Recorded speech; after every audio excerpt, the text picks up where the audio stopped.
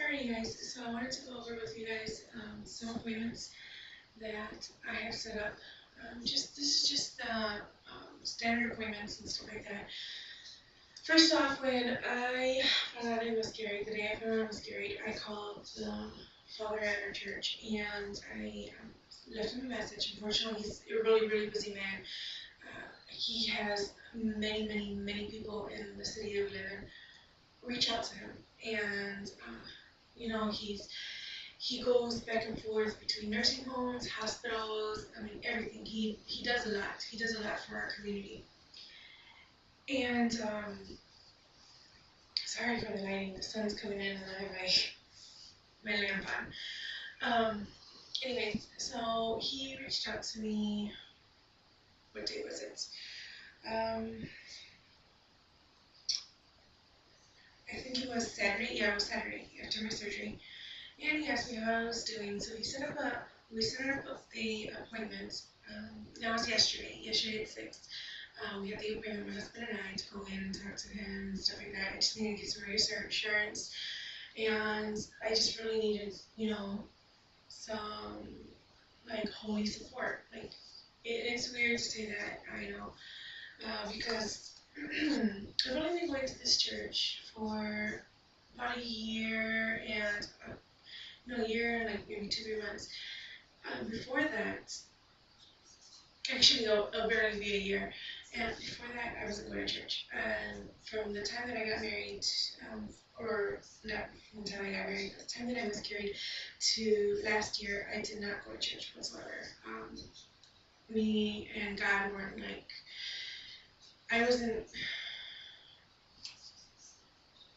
I felt like I was failed too many times because of my miscarriages that I really didn't have the want or the need to go to church, which is, really bad on my part.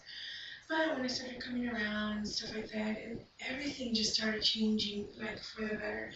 And the weirdest thing happened when, in April of this year, right before I got pregnant, or actually it was March and April.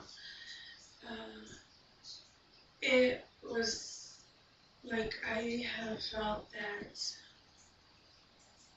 I don't know, it's weird. I felt that God was sitting right next to me. It was one day within the Holy Week.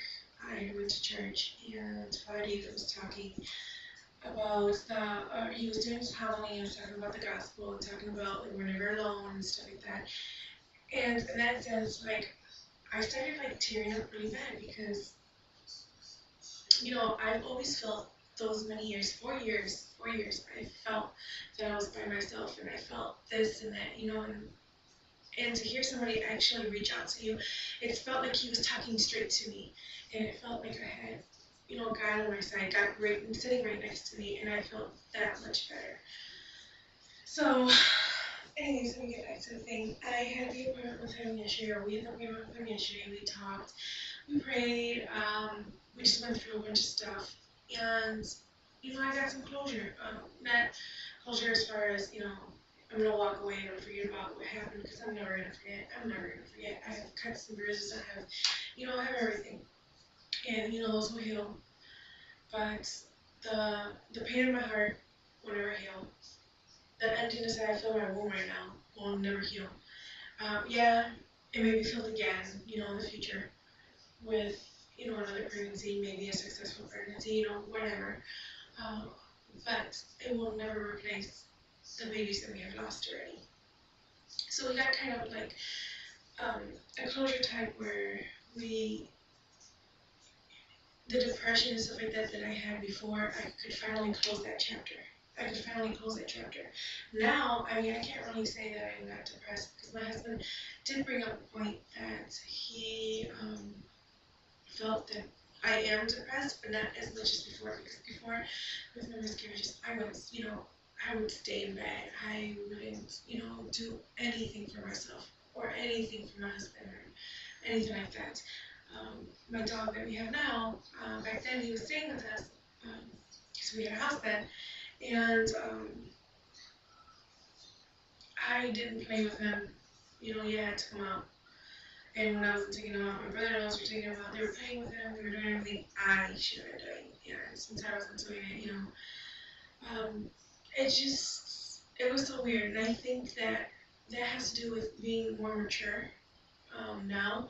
I don't know if it's being matured as much, but I know what has to come, what needs to be done, what questions I need to have done and stuff like that. So I've been just racking my brain, getting all the questions out, getting everything possible. I mean, if it wasn't for this infertility struggle that we've had, 5 years of trying to conceive, 3 miscarriages, if it wasn't for that, I don't think that I would be able to appreciate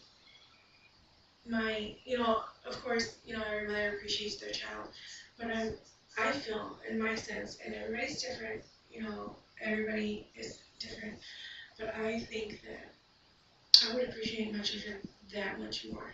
I would. I It's funny because when we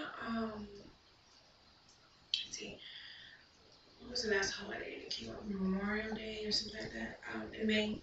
I'm sorry, my holidays are everything's just a fog right now. But the last holiday that came up in May, we were at a family barbecue, and my husband sat there and he told me, he was like, I was joking around my uncle, and he's like, watch, when this baby's born, you're gonna be like, I need time away, this and that. My husband stood up and he said, no, we're not. He goes, that's the difference between us and other people. Yes, we're gonna need our breaks, and yes, we're gonna want to do things, but we're not gonna use it. We're not gonna take advantage of it because we know people that for any little thing, oh, I need to go to this, or I need to go to that, or I just need time away, or I just want to sleep in. For every single little thing would cost some money. Can you take the baby? Can you take my daughter? Can you take my son? Can you take this thing? And you know, my husband's like, no, we've tried so hard that it's gonna be so different for us. Um, and you know what? I do think that is true. I'm not saying that, I'm not trying to down anybody or say anything that, those that need a bunch of help or need time away are bad parents because no, they're not. Everybody needs their time away. The thing that I'm saying is that we know certain people that take advantage of that. And with us going through this struggle, we're going to spend as much time as we can with our children, as much as time as we can. So, excuse me. So, that's that. I guess I'll make part two and let you guys know about the other upcoming appearances and stuff like that. So I will talk to you guys in a little bit.